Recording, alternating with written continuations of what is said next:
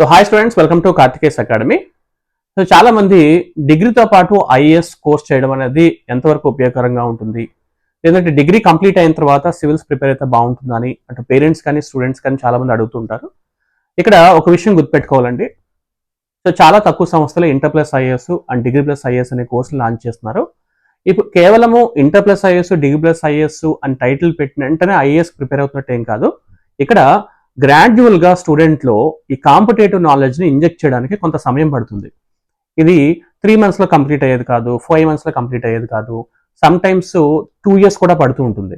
కాబట్టి కాంపిటేటివ్ ఎగ్జామ్సే మనం ఫైనల్ గా రాయాల్సింది. ఒక ప్రభుత్వ ఉద్యోగం పొందాలి అంటే కాంపిటేటివ్ ఎగ్జామ్ రాయాలి. కాబట్టి ఈ inter plus IAS and degree plus IAS లో ఎక్కువగా ఇండియా వైజ్ కాంపిటీషన్ ఏ విధంగా ఉంది, స్టేట్ వైజ్ కాంపిటీషన్ ఏ విధంగా ఉంది, స్టూడెంట్లు ఇంజెక్ట్ చేస్తూ కొన్ని స్కిల్ డెవలప్మెంట్ ప్రోగ్రామ్ కోసం దాదాపుగా 2 to 5 years పడుతుంది అనమాట.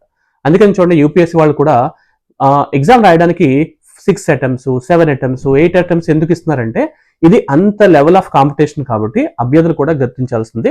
సో చాలా మంది నిరుత్సాహపరుస్తూ ఉంటారు, అవసరం లేదు ఇంటర్ ప్లస్ ఐఏఎస్ అవసరం లేదు, డిగ్రీ ప్లస్ ఐఏఎస్ అవసరం లేదు, డైరెక్ట్ గా డిగ్రీ కంప్లీట్ అవ్వగానే సివిల్స్ రాసండి అంటారు. మరి అది ఎంతవరకు అడ్వైజ్ అవుతుందో నాకు తెలియదు.